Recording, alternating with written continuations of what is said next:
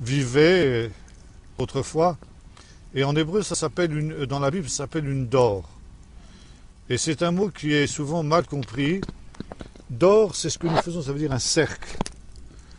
Ça veut dire des gens qui sont ensemble et qui sont rassemblés ensemble dans un certain but. Et vous avez un psaume qui est souvent très très mal traduit, qui est le psaume 24, qui nous dit ceci, tel est, alors on traduit Dor Dorshav, et on traduit de la manière suivante, telle est la génération de ceux qui te cherchent de Jacob, ce qui ne veut rien dire en français. En fait, il faut traduire, parce que Dor, c'est aussi une génération, mais parce qu'une génération, c'est des gens qui vivent ensemble, qui vivent dans la même période. Donc par sens dérivé, on arrive à l'idée d'une génération. Mais le sens premier, c'est les Bédouins qui se rassemblent le soir autour du feu pour entendre la saga de la tribu par la bouche des anciens, etc. Donc ici, on est vraiment encore dans cette vision de l'influence du bédouinisme dont on a parlé hier. Il faudrait traduire ce psaume de la manière suivante. Tel est le sort de ceux qui se rassemblent pour te chercher. Et ceux qui se rassemblent pour te chercher, c'est essentiellement la maison de Jacob. Voilà en gros ce que ça veut dire. Bon, ce soir donc je vais vous parler des 10 tribus perdues, puisque c'est ce qu'on m'avait demandé. Peut-être qu'on pourrait commencer par faire une lecture dans le chapitre 37 du livre du prophète Ézéchiel. Et on lirait, voyons, 37, c'est 39, à partir du verset 17. 37, verset 17. Et la parole de l'Éternel me fut Voilà, c'est ça. Lève-toi, fils de l'homme, prends une pièce de bois, Voilà. et écris dessous, pour Juda et pour les enfants d'Israël qui lui sont associés, prends une autre pièce de bois et écris dessus, pour Joseph, roi d'Éphraïm, et de toute la maison d'Israël qui lui est associée. Rapproche-les l'une de l'autre pour en former une seule pièce, en sorte qu'elle soit unie dans ta main. Et lorsque les enfants de ton peuple te diront, ne nous expliqueras-tu pas ce que cela signifie? Réponds-leur. Ainsi parle le Seigneur l'Éternel. Voici, je prendrai le bois de Joseph, qui est dans la main d'Éphraïm, et les tribus d'Israël qui lui sont associées. Je les joindrai au bois de Juda, et j'en formerai un seul bois, en sorte qu'ils ne soient qu'un dans ma main. Les bois sur lesquels tu écriras seront dans ta main, sous leurs yeux. Et tu leur diras, ainsi parle le Seigneur, l'Éternel, voici je prendrai les enfants d'Israël du milieu des nations où ils sont allés. Je les rassemblerai de toutes parts, et je les ramènerai dans leur pays. Je ferai d'eux une seule nation dans le pays, dans les montagnes d'Israël. Ils auront tous un même roi. Ils ne formeront plus deux nations et ne seront plus divisés en deux royaumes. Ils ne se souilleront plus par leurs idoles, par leurs abominations et par toutes leurs transgressions. Je les retirerai de tous les lieux qu'ils ont habités et où ils ont péché, et je les purifierai. Ils verront mon peuple, et je serai leur Dieu. Ils seront mon peuple, et je serai leur Dieu. Mon serviteur David sera leur roi, et ils auront tous un seul berger. Ils suivront mes ordonnances, ils observeront mes lois et les mettront en pratique. Ils habiteront le pays que j'ai donné à mon serviteur Jacob et qu'ont habité vos pères. Ils y habiteront, eux, leurs enfants et les enfants de leurs enfants, à perpétuité, et mon serviteur David sera leur prince pour toujours. Je traiterai avec eux une alliance de paix, et il y aura une alliance éternelle avec eux. Je les établirai, je les multiplierai, et je placerai mon sanctuaire au milieu d'eux pour toujours. Ma demeure sera parmi eux. Je serai leur Dieu, et ils seront mon peuple.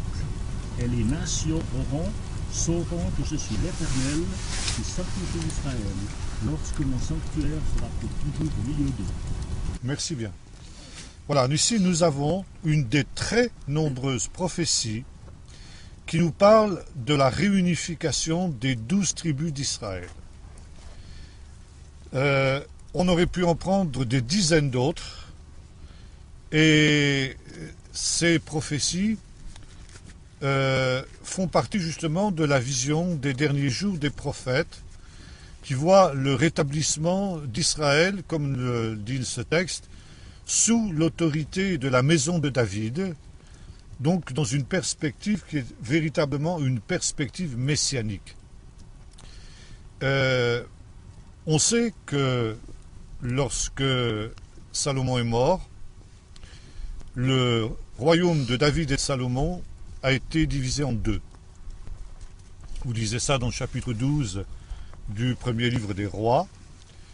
Il y a eu une scission au sein du peuple d'Israël, un schisme, qui a suivi la mort de Salomon, et deux tribus, c'est-à-dire la tribu de Juda et la tribu de Benjamin, à laquelle s'est jointe la tribu de Lévi, qui était une tribu spéciale dont on a parlé hier, ont formé le royaume de Juda, ou le royaume du Sud, et les 10 tribus du nord d'Israël se sont séparées de la maison de David et ont établi sur elle un roi qui s'appelait Jéroboam, et ont formé le royaume du nord, royaume d'Israël, ou encore royaume d'Éphraïm, du nom de la principale des tribus qui formait ce royaume du nord.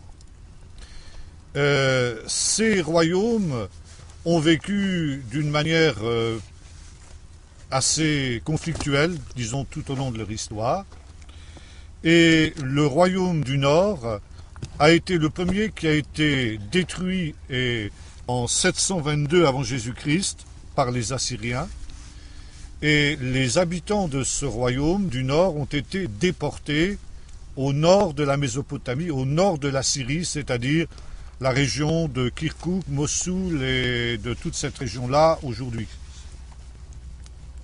Le royaume de Juda, le royaume du Sud, a survécu à peu près 2 siècles encore. Et en 586, avant Jésus-Christ, les Babyloniens, sous la direction du roi Nebuchadnezzar, ont mis fin au royaume du Sud.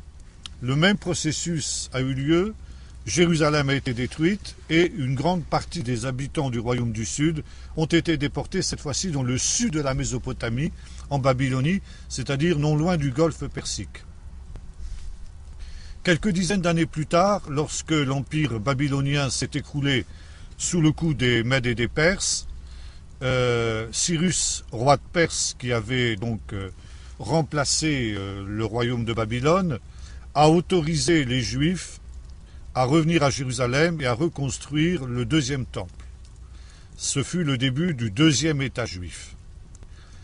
En fait, ceux qui sont revenus, avec Ezra et Néhémie à cette époque-là, 535 avant Jésus-Christ, étaient uniquement les descendants des déportés du royaume du Sud, c'est-à-dire du royaume de Juda. C'est pourquoi on a appelé cette région, qui est née de ce retour des exilés dans leur patrie, d'abord la province perse de Juda, et par la suite, à l'époque classique, on a appelé ça la Judée. Entre parenthèses, le mot Palestine est absolument étranger à la Bible. Nulle part, vous ne trouvez dans la Bible, ni dans l'Ancien, ni dans le Nouveau Testament, l'expression Palestine. Je ferme la parenthèse. À l'époque du Nouveau Testament, on appelait ça la province romaine de Juda. Et les habitants de ce royaume s'appelaient les Judéens, ce qui a donné en français juif. En fait, plutôt que de parler de juifs, il serait plus exact de parler de Judéens. Les Juifs, partout où on trouve des Juifs, ce sont tous des descendants du royaume de Juda, c'est-à-dire du royaume du Sud. Et actuellement, ceux qui composent la population de l'État d'Israël, ce sont des Judéens, c'est-à-dire des descendants du royaume du Sud. Le problème, justement, qui nous intéresse ce soir est de savoir qu'est-il arrivé des descendants des tribus du Nord, c'est-à-dire des tribus d'Israël. Eh bien, justement, c'est quelque chose qui a posé problème aux théologiens, aux exégètes, etc. Parce que contrairement aux Judéens qui sont revenus dans leur pays, donc quelques dizaines d'années après la déportation, les descendants du royaume du Nord ne sont jamais revenus dans le pays. Et se sont évanouis, pourrait-on dire, dans la nature. De telle manière que la plupart des théologiens, exégètes chrétiens, ont pensé qu'il fallait voir ces prophéties comme celles que nous avons lues sur un plan uniquement symbolique et ne pas s'attendre le moins du monde à un retour physique de ces 10 tribus que pour cette raison même on a appelé les 10 tribus perdues. Vous lisez n'importe quel bouquin à ce niveau-là, on vous dira chrétien, on vous dira il est utopique, il est illusoire de s'attendre à un retour des 10 tribus perdues parce qu'elles ont tout simplement été assimilées par les différentes nations au sein desquelles elles ont été dispersées. Or, ça pose un problème exégétique énorme parce que nous avons vu cette prophétie, mais comme je disais, j'aurais pu prendre des dizaines d'autres prophéties qui vont dans le même sens et qui annoncent au temps de la fin un retour des 10 tribus perdues et leur réunification avec leurs frères descendants de la tribu de Juda et du royaume de Juda. Alors vous avez eu au cours des derniers siècles en particulier un certain nombre de théories farfelues sur ce retour des 10 tribus. Certains ont prétendu, c'était une théorie qu'on a appelée British Israel, que les peuples anglo-saxons, c'est-à-dire la Grande-Bretagne, puis les États-Unis, le Canada, etc., étaient des descendants des 10 tribus. Les Danois, Danemark viendrait de Dan, la tribu de Dan, etc. Bon, on voit que tout le crédit qu'on peut apporter à des théories aussi peu fondées, disons. Donc c'est quelque chose qui ne tient pas la route. Aujourd'hui, certains s'imaginent que les chrétiens des nations, dont nous sommes, la plupart d'entre nous, en fait, sont des membres des tribus perdues qui s'ignorent et auxquels le Seigneur savait que nous étions membres des 10 tribus perdues et par conséquent, c'est pourquoi il nous a fait connaître Jésus. Bon, c'est pareil, c'est quelque chose qui est finalement assez difficile à concevoir bibliquement parlant. Donc tout ça, ces théories-là ne sont pas sérieuses. Maintenant, il y a des réalités beaucoup plus sérieuses qui sont le fruit d'une organisation qui est née ici en Israël, il y a à peu près dans les années 70, le milieu de la décennie 70, qui s'appelle Amishav. Amishav, ça veut dire en hébreu « mon peuple revient ». De tout temps, en effet, les rabbins ont pensé, ont cru que les 10 tribus reviendraient un jour dans le pays promis.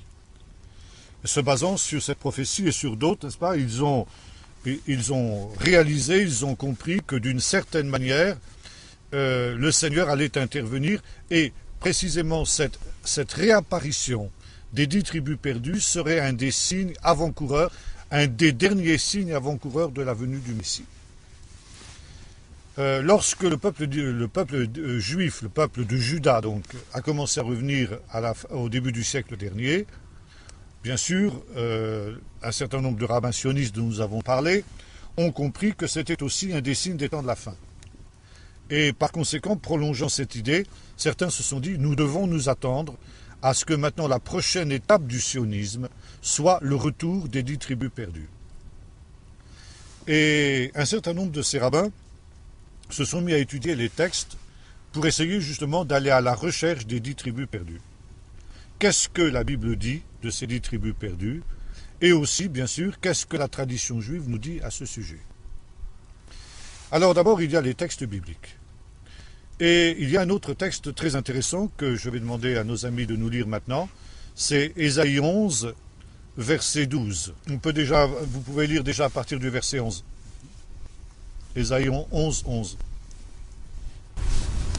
Dans ce même temps, le Seigneur étendra une seconde fois sa main pour acheter le reste de son peuple dispersé en Assyrie et en Égypte, à Patros et en Éthiopie, à Elam, à Shinéar et à Hamath, et dans les îles de la mer.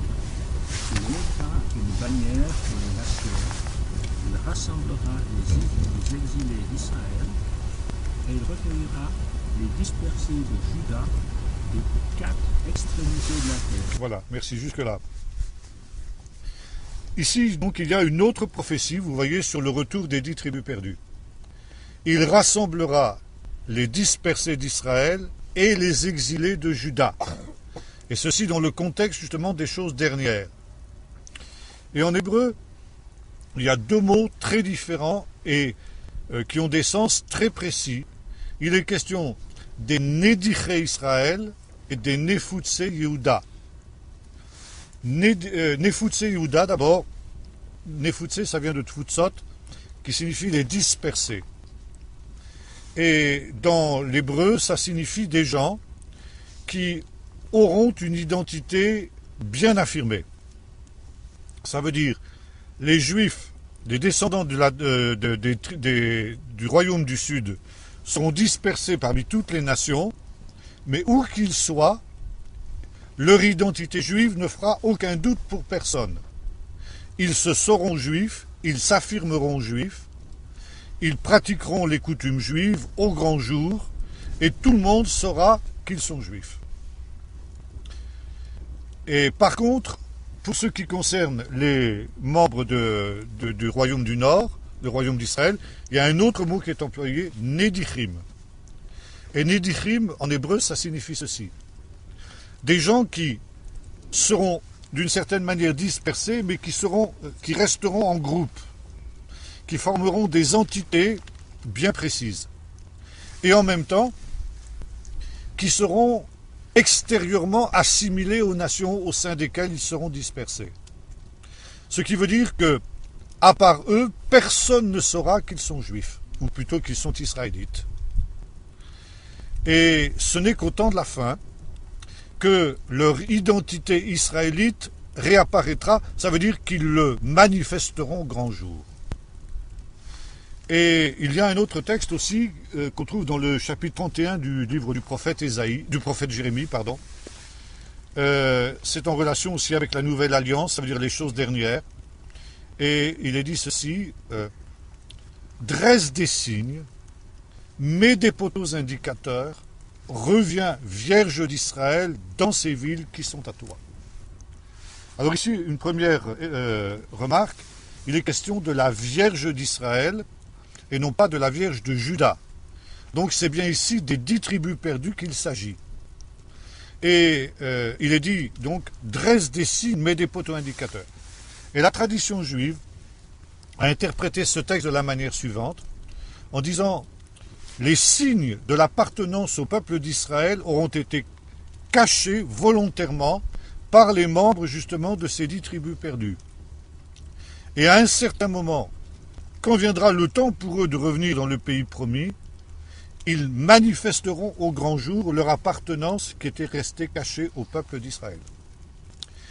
Et ils accompliront cette prophétie, dresse des signes, mets des poteaux indicateurs. Jérémie 31, le verset exact, je ne sais pas si je l'ai noté ici, enfin vous le retrouverez c'est dans le chapitre 31 de Jérémie, pardon, excusez-moi. Et alors, donc ici, il y a un autre texte aussi que vous trouvez dans le livre du prophète Osée, qui dit ceci, Éphraïm s'assimile au peuple.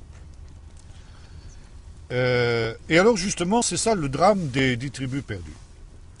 Maintenant, les membres de l'organisation Amishav ont aussi repris un autre texte fort intéressant qu'on trouve dans le premier livre des rois.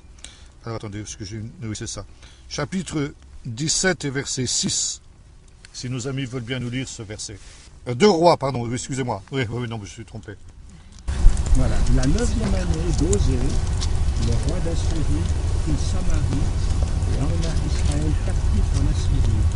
Il les fit habiter à Chalar et sur les Chador, fleuve de Gozan et dans les villes des Neb. Voilà.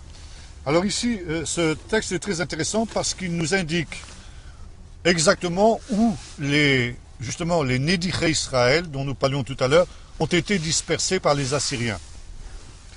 Et les sages d'Israël ont déclaré qu'il fallait chercher, comme nous l'avons vu tout à l'heure, Nédiché, ce sont des gens qui restent ensemble. Les dispersés de Juda, on les trouvera dans le monde entier. Mais les Nédiché Israël seront groupés au-delà de ces fleuves de Chabor, de Gozan, etc. Et ces fleuves de Chabor et de Gozan, ils ont été assimilés avec des fleuves tels que l'Amou Daria, qui est un fleuve qui sépare la Russie et l'Afghanistan, etc. Et par conséquent, dans l'Extrême-Orient, à la partie Est, depuis l'Afghanistan jusqu'à l'Extrême-Orient le plus lointain. C'est là, et là seulement, qu'on doit chercher les 10 tribus perdues. Et il y a d'anciennes traditions, selon laquelle, par exemple, au IXe siècle après Jésus-Christ, en Espagne, est arrivé un curieux personnage qui se faisait appeler Eldad le Danite. Il était noir de peau et il prétendait venir d'au-delà des fleuves de l'Éthiopie, dont il était question tout à l'heure dans Ésaïe 11. On voit aussi qu'une partie de ces gens-là seront dispersés en Éthiopie. Et à cette époque-là, il y avait ce qu'on appelait la légende du prêtre Jean, à savoir qu'au-delà des États musulmans qui s'étaient créés 2 siècles auparavant, il y avait un État chrétien qui avait été fondé par un mystérieux prêtre Jean et qui continuait à tenir tête aux musulmans. Et l'Europe, qui était pressée par l'islam, attendait du secours de ce mystérieux royaume. Et cet Eldad Adani prétendait qu'il venait de ce royaume et que non seulement il y avait un royaume chrétien là-bas, mais il y avait aussi un royaume juif qui était dirigé par une reine juive qui tenait tête aux musulmans. Alors on l'a pris pour un joyeux rigolo et on ne l'a pas pris au sérieux. Aujourd'hui, on sait que son histoire n'était pas aussi idiote qu'on a bien voulu le croire à l'époque. Mais qu'effectivement, à cette époque-là, dans la région du Gondar, c'est-à-dire la Haute-Éthiopie, il y avait une tribu qu'on appelait les Falachas, qui effectivement avait formé une espèce de royaume plus ou moins indépendant, avant évidemment de tomber sous la coupe des chrétiens éthiopiens, puisque l'Éthiopie était un royaume chrétien. On aura l'occasion de revenir là-dessus. Quelques siècles plus tard, 11e siècle, toujours en Espagne, c'était plus tard que ça devait être, 14e peut-être, plus les dates exactes en tête. En tout cas, 2 personnages sont arrivés. Un se faisait appeler David Aréouveni et l'autre Shlomo Molcho. Et David Aréouveni prétendait qu'il venait du royaume des 10 tribus perdues. Et alors, il y a une légende dans le judaïsme que ces tribus perdues, elles sont séparées des tribus de Juda par un fleuve mythique qu'on appelle le Sambation. Sambation, ça vient de Shabbat. Sambation, c'est le fleuve du Shabbat. Et ce Sambation, c'est un fleuve tellement énorme qu'il est absolument infranchissable. Et comme c'est un fleuve juif, bien entendu, le fleuve du Shabbat, le 7e jour, le jour du Shabbat, il cesse de couler, il est à sec. Il se repose, comme tout juif pieux le fait. Donc, si vous voulez, le Shabbat, c'est le seul jour où on peut le franchir. Mais le 7e jour, le jour du Shabbat, on n'a pas le droit de travailler, on n'a pas le droit de marcher. Donc on ne peut jamais le franchir. Ça veut dire effectivement qu'on ne peut jamais le franchir. Bon. Et ce David Aréouveni, il prétendait qu'il venait d'au-delà du Sambation. Et là-bas, il y avait justement un royaume juif, un royaume israélite, très important, qui proposait une alliance aux chrétiens pour marcher sur Jérusalem et pour libérer Jérusalem. On était quelques siècles après les croisades, et les chrétiens rêvaient toujours de reconquérir la Terre Sainte. Il est même allé voir le pape, qui l'a reçu avec un certain intérêt. Et finalement, quand David Aréouveni s'est proclamé Messie, là ça a changé un peu, la donne, et le pape l'a fait arrêter et brûler vif par l'Inquisition. Bien. Là aussi, on sait que son histoire n'était pas entièrement fausse. Et qu'il y avait effectivement sur le parcours de ce qu'on appelait la route de la soie, et notamment à la lisière des déserts de Gobi, etc., un certain nombre de gens qui se réclamaient justement des 10 tribus perdues. Et qui avaient formé des espèces d'entités autonomes qui étaient à ce moment-là pressées par les musulmans, de telle sorte que justement ils avaient essayé effectivement de chercher du secours du côté des chrétiens occidentaux. C'était l'époque du déclin de ces royaumes, mais peu de temps après, ils ont été donc absorbés totalement par les musulmans et ils ont été obligés de se convertir à l'islam de force. À partir de ce moment-là, ils ont caché leur identité israélite. Et ils ont continué à garder ces traditions pour eux-mêmes. ils sont devenus ce qu'on appelle dans la tradition juive des maranes. Les maranes, c'était ces juifs qui avaient été contraints de se convertir au catholicisme en Espagne, qui étaient extérieurement catholiques, qui allaient à l'église, à la messe le dimanche, etc., mais qui gardaient secrètement, au péril de leur vie, les traditions juives. Bien, au péril de leur vie, car s'ils étaient pris par l'Inquisition, c'était le bûcher. Ce qu'on appelle les maranes. Et les 10 tribus perdues ont vécu effectivement aussi en marane. À partir de l'année 1975, le rabbin Avichail, qui était à la tête de cette organisation Amichab dont je vous ai parlé tout à l'heure, a décidé d'aller à la rencontre de ces tribus perdues. Il avait lu aussi des écrits des chrétiens, et notamment d'un grand missionnaire, des plus grands missionnaires de toute l'histoire du christianisme, Adoniram Judson. Vous avez entendu parler de lui, vous avez peut-être lu son bouquin, sa biographie, Splendeur de Dieu, c'est quelque chose de magnifique. Et Adoniram Judson avait évangélisé, entre autres, une peuplade qui se trouvait à cheval sur ce qu'est aujourd'hui la Birmanie, la Chine et le sud de l'Inde. On appelle ces gens-là les Karen. Et quand Adoniram Judson et son équipe sont arrivés là-bas, ils ont été étonnés d'être reçus comme des envoyés du ciel. Et ces gens-là, si vous trouvez ça dans les mémoires d'Adoniram Judson, il écrit en toutes lettres, que ces gens-là lui ont dit qu'ils appartenaient aux 10 tribus perdues. Qu'ils avaient été chassés de leur pays à cause de leurs péchés, et que quand ils étaient partis, ils avaient avec eux un livre qui était le livre de Dieu. Et à cause de leurs péchés, Dieu leur avait retiré ce livre. Mais au temps de la fin, Dieu leur enverrait des hommes blancs qui leur apporteraient le livre qu'ils avaient perdu. Alors les missionnaires ont demandé, mais qu'est-ce qu'il y avait dans ce livre? Alors ils se souvenaient d'un certain nombre de choses oralement, notamment le récit de la création, le déluge, la tour de Babel, l'appel d'Abraham, etc. Et les missionnaires ont reconnu qu'il s'agissait de la Bible. Alors ils ont présenté la Bible, ce ne serait pas ça? Oui. Et ces gens-là se sont convertis au christianisme en masse. Et alors donc, le Rav Avichail avait lu aussi ces récits d'Adoniram Judson et d'autres missionnaires qui ont connu aussi dans cette région-là des accueils qui ressemblaient à peu près à ça. Et alors il a décidé d'aller à la rencontre de ces gens-là. La première chose qui l'a aussi intrigué, c'est le fait qu'on trouve dans les sources assyriennes de l'époque de la déportation une tablette cuneiforme qui raconte que le roi d'Assyrie qui avait déporté justement dans le nord de la Mésopotamie, dans le nord de la Syrie, les gens de Samarie et du royaume du Nord, ces gens étaient tellement nombreux qu'il a eu peur que ça provoque une révolte dans le nord du pays et que ces gens-là soulèvent les populations locales. Alors il a décidé de les exiler encore beaucoup plus loin, dans une région absolument désertique. Cette région, elle s'appelle justement Khabor. Aujourd'hui, le nom de cet endroit s'appelle Peshawar.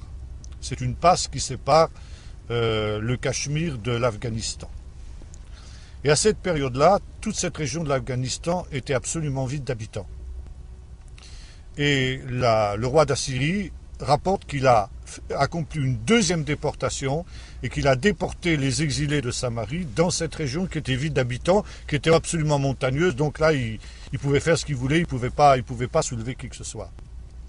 Ce qui veut dire qu'à la base justement du peuple afghan actuel, il y a les 10 tribus perdues. Alors c'est extraordinaire parce que ces gens-là sont les musulmans les plus fanatiques qui soient, mais la base du peuplement de l'Afghanistan actuel, ce sont les 10 tribus perdues. Ça, c'est le professeur Avigdor Shachan qui l'a découvert. Et le Rav Avichail s'est rendu là-bas, et il a découvert une tribu spéciale en Afghanistan qui s'appelle les Pathan. Et ces gens-là, sur toutes leurs maisons, ils ont des étoiles de David. Ils allument les bougies le vendredi soir, ils changent de linge le vendredi soir, ils cessent de travailler entre les deux soirs. Ils circoncisent leurs enfants à l'âge de 8 jours et non pas à l'âge de 13 ans comme les musulmans. Et ils le font avec des couteaux de pierre, exactement comme l'a fait Josué. C'est-à-dire que même les juifs actuels ne pratiquent plus la circoncision de cette manière-là, mais la circoncision avant justement l'époque du deuxième temple se pratiquait avec des couteaux de pierre. Bon, les rites de mariage, les rites de funérailles correspondent exactement à celles des Juifs. Et finalement, quand il a parlé avec ces gens-là qui sont très méfiants, leur ont dit, eh bien oui, nous sommes les descendants de la tribu de Ménaché. Ils étaient en relation avec une autre partie de cette tribu des fils de Ménaché, qui était une des plus grandes tribus des 10 tribus perdues, qui se trouvait cette fois-ci dans l'état du Mizoram en Inde. Alors le Rav Michael s'est rendu à l'état du Mizoram parmi ses fils de Ménaché. Et alors là, il a découvert que ces gens-là étaient encore organisés en tribus et en clans, comme on l'a vu hier, avec les prêtres qui étaient en quelque sorte les chefs. Et tous les ans, il y avait une grande cérémonie, ils sacrifiaient l'agneau de Pâques, et ils prenaient le sang et ils le mettaient sur les linteaux des portes, exactement comme ça s'est passé en Égypte. Les Juifs ne font plus ça du tout, mais ils le faisaient. Alors, ils ne sacrifient plus des agneaux, parce que là-bas, il n'y a pas d'agneaux, ils sacrifiaient des bœufs. Qu'est-ce qu'ils avaient encore des coutumes qui remontaient à ces temps-là. Et notamment, tous les ans, ils avaient un grand rassemblement de toute la tribu, et le souverain sacrificateur racontait la saga de la tribu en disant « Écoute, Israël, tu es Ménaché, fils de Jacob. » Et alors ils ont dit, on savait qu'un jour, on a toujours rêvé de revenir en Israël. On savait qu'un jour, quelques-uns de nos frères viendraient nous inviter à revenir. Alors maintenant, voilà, on est prêt. On est prêt à revenir. Et donc, les premiers représentants de la tribu de Ménaché, les Bnei Ménaché, originaires de l'état du Mizoram en Inde, sont en train de revenir. J'ai vu arriver un premier contingent de 300 jeunes gens, qui sont arrivés il y a peut-être une quinzaine d'années, grosso modo. Actuellement, il y a plusieurs milliers de fils de Ménaché qui sont déjà revenus dans le pays promis. Et c'est très intéressant, ils demandent tous d'aller habiter dans ces fameuses implantations qui font couler tant d'encre et de salive, parce que, comme le dit le texte, reviens Vierge d'Israël dans ces villes qui sont à toi. Ça veut dire, là, ils sont originaires de Samarie et ils demandent à retourner en Samarie. Les Karen sont aussi dans la même situation, dans la mesure où mais le problème vient de ce qu'ils sont en guerre. Il y a un génocide en cours des Karen actuellement, dont personne ne se préoccupe. Hein. Et alors, actuellement, bon, le gouvernement, enfin disons pas tellement le gouvernement, mais surtout cette organisation Amishav, est en train d'étudier ce qu'ils peuvent faire justement pour essayer de venir au secours des Karen, mais c'est pas facile parce que la guerre règne dans cette région. Alors, ce qui est intéressant aussi, c'est que, vous savez, je vous ai tout à l'heure parlé de Eldad le Danite, ce noir qui était venu au IXe siècle en Espagne. Et au XIXe siècle, des missionnaires américains ont découvert dans la région de Gondar aussi, donc en Éthiopie, ces fameux Falachas qui se disaient juifs, ou du moins descendants des tribus perdues, et plus particulièrement de la tribu de Dan. Alors évidemment, on a pris ça avec des pincettes, et puis finalement, quand le Négus a été renversé en 1973 et qu'une révolution marxiste s'est installée à Addis Abeba, en Éthiopie, les Falachas ont été persécutés et menacés d'une destruction physique. Ils ont fait appel à l'État d'Israël en disant, après tout, nous sommes israélites, et ce serait normal que vous veniez à notre secours, sinon nous allons être exterminés. Le gouvernement israélien n'a pas voulu les reconnaître comme israélites, comme juifs, et ne s'est pas préoccupé d'eux. Finalement, leur situation est devenue tellement dramatique que le premier ministre de l'époque, qui était M. Menachem Begin, qui était un homme très très ouvert à tous ces gens-là, s'est intéressé à leur sort. Et il a demandé aux rabbins d'étudier le cas des Falachas.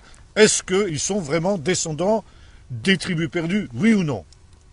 Finalement, c'est le grand rabbin d'Israël, Ovadia Yosef, qui a, en étudiant les textes, est arrivé à la conclusion que ces gens-là étaient les descendants de la tribu de Dan, et que par conséquent, on pouvait leur venir en aide.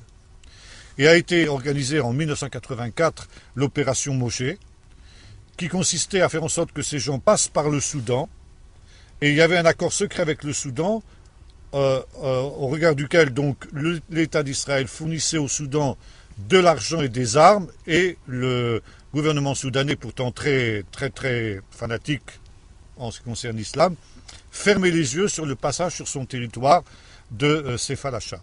Et là, il y avait des avions israéliens qui venaient les récupérer. La condition, c'était que ça reste secrète, parce que le gouvernement soudanais ne voulait pas que les autres pays musulmans sachent qu'ils avaient négocié cet accord avec l'État paria d'Israël. Bon.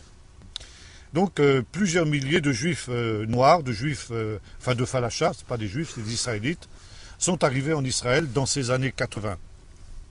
Jusqu'au moment où un journal israélien a révélé l'affaire. Immédiatement, l'opération a été stoppée. Et ça a été dramatique parce que des familles étaient séparées. Et ceux qui étaient restés en Éthiopie ne pouvaient plus revenir.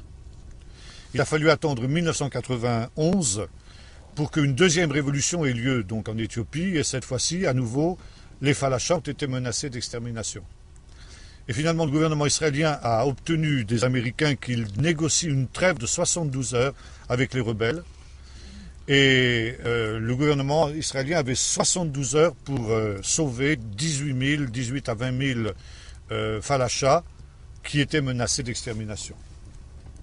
Alors une opération aérienne gigantesque a été organisée.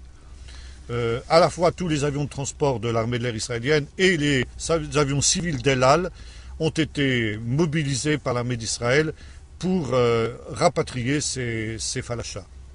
Des gros jumbo jets qui sont conçus pour transporter, entassons bien, la Boeing dit on peut mettre jusqu'à 1000 personnes dans un jumbo.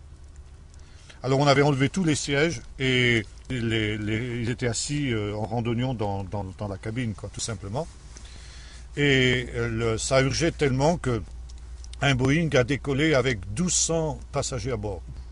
La Boeing a dit ça c'est pas possible. Le pilote a arraché son avion, il racontait qu'il a arraché son avion dans les derniers centimètres de la piste. Il a cru qu'il allait se cracher au bout de la piste et ça a été un miracle qu'il a réussi à décoller avec ce chargement. Et donc en 72 heures, le pays a été rempli de ces Éthiopiens. Il a fallu les secourir, les loger. Rien n'était prêt parce qu'on n'avait pas prévu forcément. Et alors, les hôtels ont été mobilisés, on a mis tous les touristes dehors, et les hôtels ont été mobilisés, on a demandé à la population d'amener des vivres, des meubles, etc. C'était absolument inoubliable. J'étais sur place quand ça s'est produit, c'était une atmosphère messianique, on s'attendait à ce que le Messie vienne. Bon. Et alors, ce qui est très intéressant, c'est que la tribu de Dan, cette petite tribu dont nous avons parlé hier, a été, nous avons vu, la première qui a été déportée par, non pas les Assyriens, mais par les Araméens. Et alors il y avait dans la tradition juive cette idée qu'étant la première tribu qui avait été exilée, elle serait aussi la première tribu qui reviendrait. Ce qui a été le cas. Deuxième tribu qui devait revenir, qui a été exilée la deuxième, c'était la tribu de Ménaché. Par conséquent, on avait aussi cette idée qu'elle reviendrait juste après la tribu de Dan. Et ça a été aussi le cas. C'est en cours. Le retour de cette tribu est en cours. Et enfin, la troisième tribu qui devait revenir, c'était la tribu d'Éphraïm. La tribu d'Éphraïm, j'ai eu des nouvelles toutes fraîches en mai dernier par le rabbin Avichaïl, que j'ai eu l'occasion de rencontrer à nouveau. Et effectivement, les premiers représentants de la tribu d'Éphraïm sont en train de revenir. Quant aux autres tribus, alors il me disait qu'elles sont en train, il les localise à peu près. Les Karen, ce seraient apparemment des membres de la tribu de Siméon, d'Acher et de Nephtali. Et alors on trouve aussi des représentants des autres tribus, donc dans la partie est de la Chine, comment on appelle ça, le Turkménistan, quelque chose comme ça. Xinjiang, ils disent aussi en chinois, je crois. Et là, il y a aussi des gens qui sont officiellement qui sont chinois, mais qui savent aussi qu'ils sont descendants, alors je ne sais plus de quelle tribu, bon, peu importe. À peu près toutes les 10 tribus sont maintenant à peu près toutes identifiées. Alors justement, ce qui est intéressant ici, c'est que cette découverte a provoqué ici en Israël un véritable tremblement de terre. Parce que déjà, on a du mal ici à intégrer les descendants de la tribu de Juda, la tribu de Benjamin. Mais là, ce sont des millions de personnes. Des millions. Alors le gouvernement israélien a dit, mais où est-ce qu'on va mettre tous ces gens-là? Qu'est-ce qu'on va faire d'eux? C'est impossible d'imaginer le petit Israël tel qu'il est et qui va intégrer un si grand nombre de personnes. Alors j'ai retourné la question au rabbin Vichaïl, je lui ai dit, mais alors, effectivement, ça pose problème. Comment tu vas faire? Il me dit, ça, c'est pas mon problème. Parce que mon problème à moi, selon notre tradition, c'est de ramener un certain nombre de représentants de chaque tribu. Et dans notre tradition, il y a cette idée que c'est à nous de commencer le travail et que c'est le Messie qui l'achèvera. Ça veut dire que quand ce processus de retour des 10 tribus sera en cours, le Messie viendra au milieu du processus. À un moment qu'on ne peut pas déterminer, bien sûr, mais il viendra au moment où ce mouvement aura été enclenché. Et moi, mon rôle, me disait-il, c'est de déclencher ce mouvement qui sera le dernier signe avant la venue du Messie. Et maintenant, qu'est-ce qu'on va faire de ces millions de personnes? Ça, c'est pas notre problème, c'est pas le problème de l'État d'Israël. Pardonnez-moi l'expression, le Messie se débrouillera avec ça. Ce sera son problème à lui. Et ce problème, il le résoudra bien mieux que nous. Maintenant, on m'a dit, lis un autre texte, je vais demander à nos amis, et Zacharie 10, verset 10. Je les ramènerai du pays d'Égypte, et je les rassemblerai de la Syrie. Je les ferai venir au pays de Galaad et au Liban, et l'espace ne leur suffira pas. Ah, vous voulez répéter ce verset? Et l'espace ne leur suffira pas. Voilà. Alors, je les ferai revenir dans le pays de Gilad. Ça veut dire en Transjordanie, en Jordanie, l'état de Jordanie actuel, au Liban, l'état du Liban, et même ainsi, l'espace ne leur suffira plus. Mais ça, évidemment, c'est quelque chose qui se produira au temps messianique. Un dernier mot avant de conclure. Quand nous lisons le Nouveau Testament, nous retrouvons aussi cette certitude qu'au temps de la fin, les 12 tribus reviendront. D'abord, vous êtes-vous jamais posé le problème de savoir pourquoi Jésus a choisi 12 apôtres et pas 11 et pas 13? Pourquoi, après la mort de Judas, les apôtres ont éprouvé le besoin de le remplacer pour que le nombre de 12 soit complet? Vous avez une idée? Eh bien, vous avez la réponse dans le chapitre 22 de l'évangile de Luc, où Jésus dit à ses disciples, on ne va pas lire ce texte, mais vous pourrez le lire, les apôtres posent la question qui est le plus grand. Et Jésus dit, vous êtes de ceux qui avaient persévéré avec moi dans mes épreuves, c'est pourquoi au temps du rétablissement de toutes choses, vous serez assis sur 12 trônes pour juger les 12 tribus d'Israël. Jésus croyait au retour des 12 tribus au temps de la fin, au rassemblement des tribus du nord et des tribus du sud. Et il avait choisi 12 apôtres parce que les 12 devaient être les juges. C'était juger en hébreu. L'ishpot, c'est non seulement exercer une fonction juridique, mais aussi c'est diriger, gouverner. C'est le même mot que dans le livre des juges. Les juges, ce n'est pas seulement des gens qui exercent des fonctions juridiques, ce sont des chefs. Il faudrait traduire ce mot plutôt du mot anglais rulers. Donc les 12 apôtres sont destinés par Jésus à être les chefs des 12 tribus au temps de la fin, quand les 12 tribus seront rassemblées. Vous avez aussi cette idée dans le livre de l'Apocalypse, lorsque dans le chapitre 7, Jean voit 144 000 qui sont scellés du sceau et qui sont membres des 12 tribus d'Israël qu'il cite. Les 12 tribus sont citées chacune par leur nom. Alors je ne vais pas rentrer dans cette question de savoir qui sont les 144 000, mais en tout cas ce qui est intéressant ici, c'est de noter qu'ils appartiennent aux 12 tribus d'Israël. Par conséquent, le livre de l'Apocalypse croit qu'au temps de la fin, juste avant le retour, avant l'établissement du retour de Jésus, les 12 tribus d'Israël seront rassemblées. Et enfin, dernier point, dans la Nouvelle Jérusalem, il y a 12 portes qui portent le nom des 12 tribus d'Israël d'une part et des 12 apôtres ensuite. Les fondements sont les 12 tribus d'Israël, et là aussi elles sont citées chacune par leur nom, et à chacune de ces tribus d'Israël est associé un des 12 apôtres. Donc ça correspond à ce que Jésus disait, vous serez assis sur 12 trônes pour juger les 12 tribus d'Israël. Alors ce qui est très intéressant, je termine maintenant, c'est de constater qu'effectivement ce processus est engagé. Et aujourd'hui, personne ne doute, aller à l'agence juive, j'étais à l'agence juive il y a un an à peu près, à côté de Jérusalem, Eva Seret.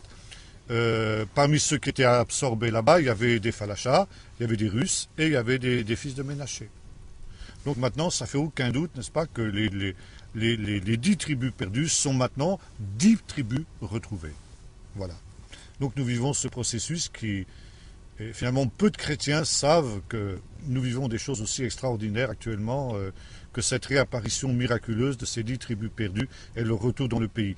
Et maintenant, ce qui est intéressant aussi, c'est que lorsque l'État d'Israël est né en 1948, et qu'il a fallu donner un nom à cet État, il y a eu plusieurs propositions qui ont été faites. La première idée, c'était de l'appeler l'État juif. D'autres ont pensé l'appeler Juda, et puis il y avait la troisième proposition, État d'Israël.